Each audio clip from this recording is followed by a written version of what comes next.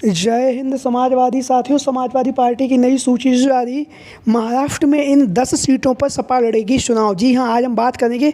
जैसा कि आप लोगों को पता है, समाजवादी पार्टी के मुखिया अखिलेश यादव जी के द्वारा लोकसभा के चुनाव में जो धुआंधार तरीके से जो प्रदर्शन किया गया है, उस प्रदर्शन से अखिलेश यादव जी के अंदर एक नई उमंग और नया जोश लवरेज होने के साथ ही साथ अब समाजवादी पार्टी का अखिलेश यादव जी विस्तार करने का मन बना चुके हैं। विस्तार करने के साथ ही साथ जहाँ पर अखिलेश यादव जी लगातार इंडिया गठबंधन में शामिल होकर लगातार देश की राजनीति में अपनी सक्रिय भूमिका निभा रहे हैं, क्योंकि समाजवादी पार्टी अब देश की तीसरी सबसे बड़ी पार्टी बनके उभर चुकी है। जहां पर समाजवादी पार्टी ने भारतीय जनता पार्टी और कांग्रेस पार्टी के बाद तीसरी सबसे बड़ी पार्टी बनकर उभरी है। वहीं पर अब अखिलेश यादव जी लगातार समाजवादी पार्टी के विस्तार को आगे बढ़ा रहे हैं। बढ़ाने के साथ साथ लगातार इस पर कार्य भी कर रहे हैं। जैसा कि आप लोगों को पता है, लोकसभा के चुनाव में जिस तरह से अखिलेश यादव जी की जो रणनीति ने जो काम किया है, पीडीए की रणनीति ने, उससे अखिलेश यादव जी में एक नया जोश और एक नया उत्साह आया है। उस उत्साह के साथ ही साथ अखिलेश यादव जी लगातार सदन में भारतीय जनता पार्टी पर हमलावर भी हैं, और हमलावर होने के साथ ही साथ जो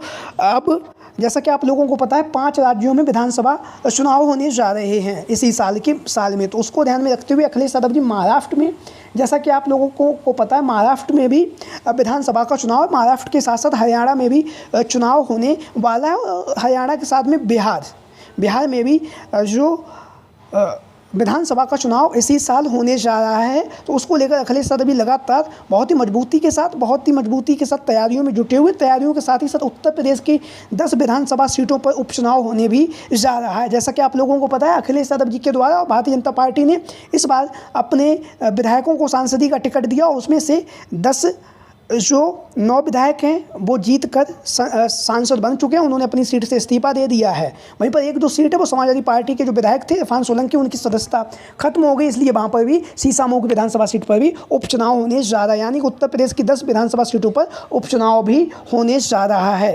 तो आज हम बात करेंगे, जैसा कि आप लोगों को पता है, महाराष्ट्र की जो विधानसभा सीट है, महाराष्ट्र में जो विधानसभा का चुनाव है 2024 में होने वाला है, उसको लेकर जो महाराष्ट्र के जो प्रदेश अध्यक्ष हैं अबू आजमी जी ने, महाराष्ट्र के जो समाजवादी पार्टी के प्रदेश अध्यक्ष हैं अबू आजमी जी ने लखनऊ में पार्टी कार्यालय में अखिलेश यादव जी से मुलाकात की है। मुलाकात करने के साथ ही साथ उन्होंने अखिलेश यादव जी के साथ में मिलकर महाराष्ट्र में जो विधानसभा चुनाव होने जा रहा है उसको लेकर रणनीति बनाई है। रणनीति बनाने के साथ ही साथ, जैसा कि आप लोगों को पता है, महाराष्ट्र में समाजवादी पार्टी पिछली बार जब 2019 में चुनाव हुआ था, उस चुनाव में 288 सीटों पर अखिलेश यादव जी ने अपने प्रत्याशियों को चुनावी मैदान में उतारा था। हालांकि इसमें से महज तीन जो प्रत्याशी थे वो ही जीत हासिल कर सके। उनके बारे में भी हम बताएंगे। इसके साथ ही साथ जो विधानसभा और जो चुनाव होने जा रहा है महाराष्ट्र में, उसको लेकर लगातार महाराष्ट्र के जो प्रदेश अध्यक्ष हैं समाजवादी पार्टी के अबू आजमी जी ने समाजवादी पार्टी के मुखिया अखिलेश यादव जी से पार्टी कार्यालय में अब मुलाकात की है। मुलाकात करने के साथ ही साथ अबू आजमी जी के द्वारा अखिलेश यादव जी को, शिवपाल सिंह यादव जी के साथ साथ तमाम समाजवादी पार्टी के दिग्गज नेताओं को मुँह मीठा भी कराया गया। क्योंकि जिस तरह से अखिलेश यादव जी के नेतृत्व में समाजवादी पार्टी का जो बेहतरीन प्रदर्शन जो सामने नजर आ रहा है 37 सांसदों के साथ, वो भी कहीं ना कहीं एक नया इतिहास रच दिया है अखिलेश यादव जी ने अपने नेतृत्व में। तो लगातार अबू आजमी के द्वारा जो विधानसभा जो चुनाव होने जा रहा है उसको लेकर लगातार एक मीडिया के चैनल पे उन्होंने कहा, इंटरव्यू में कहा है कि हम कम से कम प्रयास करेंगे इस बार जो महाराष्ट्र में विधानसभा का चुनाव होने जा रहा है उनमें से हम 10 विधानसभा सीटों पर इंडिया गठबंधन के तहत प्रत्याशियों को उतारने को लेकर कांग्रेस पार्टी और जो अन्य सहयोगी दल हैं इंडिया गठबंधन के, उनसे हम बात करेंगे। क्योंकि जैसा कि अखिलेश यादव जी ने जो उत्तर प्रदेश में एक नया कीर्तिमान स्थापित किया है, उसका कहीं ना कहीं परिणाम जो जनता है वो परिवर्तन के रूप में देख रही है, और कहीं ना कहीं भारतीय जनता पार्टी के लिए मुश्किलें पैदा कर रही है। महाराष्ट्र का जो लोकसभा का जो परिणाम आया वो भी कहीं ना कहीं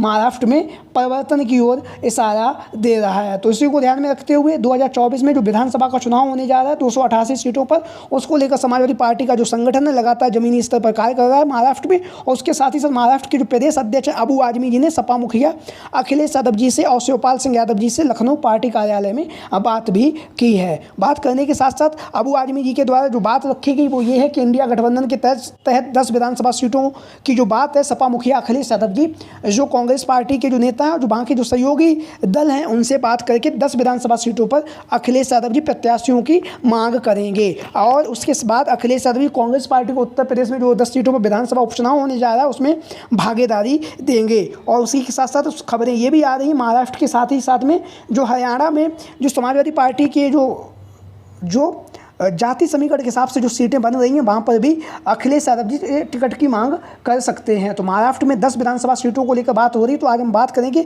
महाराष्ट्र के उन 10 विधानसभा सीटों को लेकर जो लगातार चर्चाओं में बनी हुई हैं, जहाँ से इंडिया गठबंधन के तरफ से अखिलेश यादव जी टिकट की दावेदारी पेश करेंगे। 10 विधानसभा सीटों में एक है गंगाखेड़, जहाँ से रत्नाकर जी जो हैं वो विधायक हैं। अभी वर्तमान समय में 81,169 वोट इन्होंने यहाँ से प्राप्त किए थे।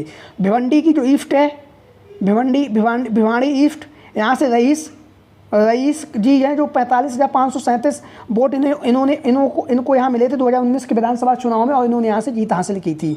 उसके साथ ही साथ एक जो सीट है वो है शिवाजी नगर, जहाँ से अबू आजमी जो समाजवादी पार्टी के प्रदेश अध्यक्ष हैं, वो वर्तमान समय में विधायक हैं। 69,082 वोटों से इन्होंने यहाँ से जीत हासिल की थी। तो समाजवादी पार्टी की तरफ से इन 3 सीटों पर प्रत्याशियों की दावेदारी की जाएगी।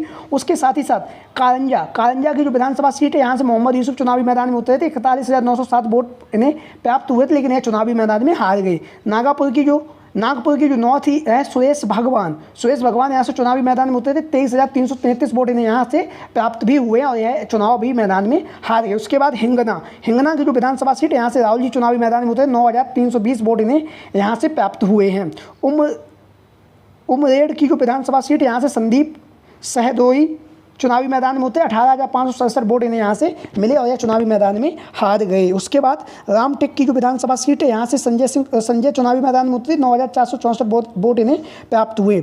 उसके साथ ही साथ जो नागपुर वेस्ट की जो विधानसभा सीट है, यहाँ से अफजाल जी चुनावी मैदान में उतरे। 8,427 वोट इन्हें यहाँ से प्राप्त हुए हैं। नागपुर साउथ वेस्ट में विवेक विनायक उतरे थे। 7646 वोट इन्हें मिले। उसके साथ साथ नागपुर साउथ में शंकर जी चुनावी मैदान में उतरे। 5,668 वोट इन्हें यहाँ से प्राप्त हुए हैं। कामठी जो विधानसभा सीट है, यहाँ से प्रफुल्ल जी चुनावी मैदान में उतरे थे। 7,612 वोट इन्हें यहाँ से मिले थे। वहीं पर जालना की जो विधानसभा सीट है, यहाँ से राशिद जी चुनावी मैदान में उतरे थे। 6,673 वोट इन्हें यहाँ से प्राप्त हुए। भंडारा की जो विधानसभा सीट है, यहाँ से दिलीप चुनावी मैदान में उतरे थे। 6,556 वोट इन्हें यहाँ से प्राप्त हुए हैं। तो ये वो 10 विधानसभा सीटें हैं जिनको लेकर अखिलेश यादव जी समाजवादी पार्टी और इंडिया गठबंधन के तहत यहाँ से प्रत्याशियों की अपनी दावेदारी कर सकते हैं। और महाराष्ट्र में जो विधानसभा उपचुनाव होने जा रहा है उसमें 10 सीटों की मांग अखिलेश यादव जी जो इंडिया गठबंधन के जो सहयोगी दल हैं उससे करने वाले हैं। तो आप लोगों की क्या राय है? महाराष्ट्र की विधानसभा में समाजवादी पार्टी के मुखिया अखिलेश यादव जी को कितनी विधानसभा सीटों पर अपने प्रत्याशियों को उतारना चाहिए? आप लोगों की जो भी राय हो सभी साथी कमेंट बॉक्स के माध्यम से अपनी राय जरूर दें। आज की वीडियो में इतना ही। जय हिंद, जय भारत, जय समाजवाद, जय अखिलेश।